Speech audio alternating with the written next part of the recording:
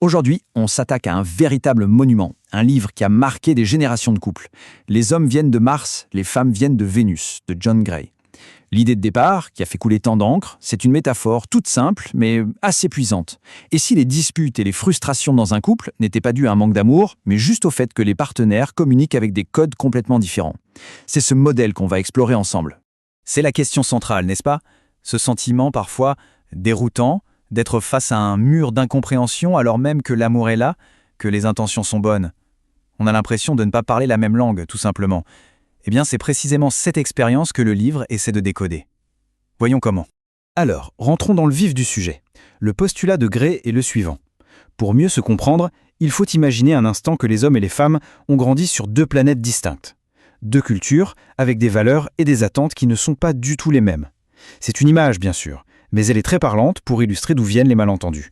Et ce qui est intéressant dans cette analogie, c'est de voir à quel point les systèmes de valeurs diffèrent. Sur la planète Mars, telle que décrite dans le livre, l'estime de soi est directement liée à la capacité d'atteindre des buts, de résoudre des problèmes, bref, de prouver sa compétence. C'est un monde qui valorise l'action. De l'autre côté, sur Vénus, le bien-être passe avant tout par le partage, l'harmonie des relations et la connexion émotionnelle. Deux mondes, deux objectifs de vie. On aborde maintenant un point de friction majeur, un que tout le monde a probablement déjà expérimenté, la gestion du stress. Selon ce modèle, les approches sont non seulement différentes, mais elles sont carrément à l'opposé l'une de l'autre. Et c'est ça qui peut créer de véritables courts-circuits dans le couple. Voilà le fameux mécanisme que Gray appelle la grotte. Face à un problème ou un stress intense, le réflexe martien serait de s'isoler. C'est un moment pour analyser le problème, en silence, et trouver une solution de manière autonome. Ce n'est pas du tout un signe de rejet ou de froideur, c'est un processus de concentration. Une fois qu'il a trouvé une solution, il se sent à nouveau compétent et il peut alors sortir de sa grotte, de nouveau disponible. Et à l'opposé, mais alors vraiment à l'opposé, l'approche vénusienne pour gérer le stress, c'est la parole.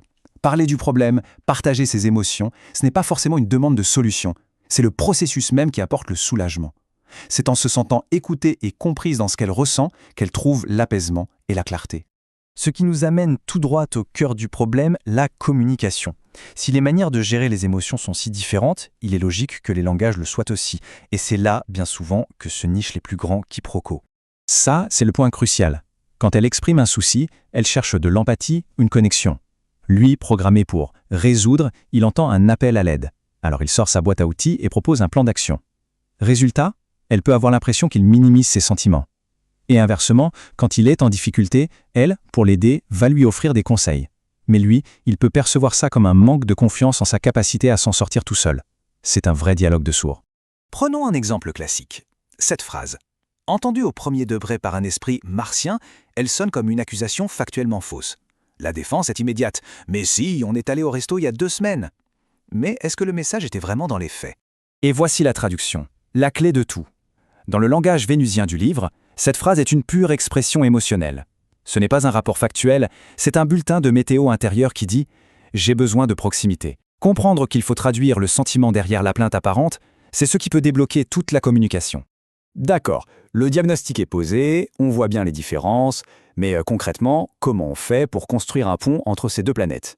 Le livre propose justement quelques concepts très visuels pour nous aider à naviguer dans ces eaux troubles. L'image de l'élastique est une autre métaphore centrale. Elle décrit un cycle tout à fait naturel de proximité et de distance. Après un moment de grande intimité, un homme peut ressentir un besoin de s'éloigner un peu pour retrouver son autonomie. Si cet espace lui est accordé sans panique, l'élastique se tend et finit par le ramener, souvent avec un désir de connexion encore plus fort. De l'autre côté, on a l'image de la citerne émotionnelle.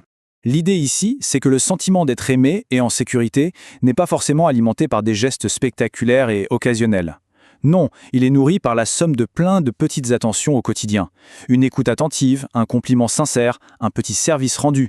C'est ce flux constant qui maintient la citerne bien pleine. Ce tableau, c'est un peu le guide de traduction express. Il résume parfaitement les besoins fondamentaux. En période de stress, l'un a besoin qu'on lui fasse confiance pour gérer la situation seul, tandis que l'autre a besoin de se sentir soutenu par l'écoute. Et pour se sentir aimé, l'un a besoin de voir que ses actions sont utiles et appréciées, alors que l'autre a besoin de sentir que ses émotions sont comprises et chéries. C'est presque une fiche de révision à garder sous la main. Alors à quoi ça sert tout ça? L'objectif, ce n'est évidemment pas de mettre les gens dans des boîtes rigides. C'est d'utiliser ce cadre de pensée pour faire quelque chose de constructif. Bâtir une relation où chacun se sent enfin compris et soutenu pour ce qu'il ou elle est. Et c'est là que tout prend son sens. Le but du jeu n'est pas de forcer son partenaire à fonctionner comme nous. La véritable avancée, le vrai geste d'amour, c'est d'accepter que l'autre a un langage différent et de faire l'effort d'en apprendre quelques phrases. C'est de voir l'amour non pas comme un mystère, mais comme une compétence qui se travaille, basée sur la curiosité et l'empathie. On termine sur cette question. Plutôt que de s'épuiser à critiquer des réactions qu'on ne comprend pas, que se passerait-il si on endossait le rôle de traducteur bienveillant ? Reconnaître que l'autre vient peut-être d'une autre planète et que son langage a sa propre logique, n'est-ce pas là le tout premier pas vers une connexion bien plus authentique et bien plus profonde ?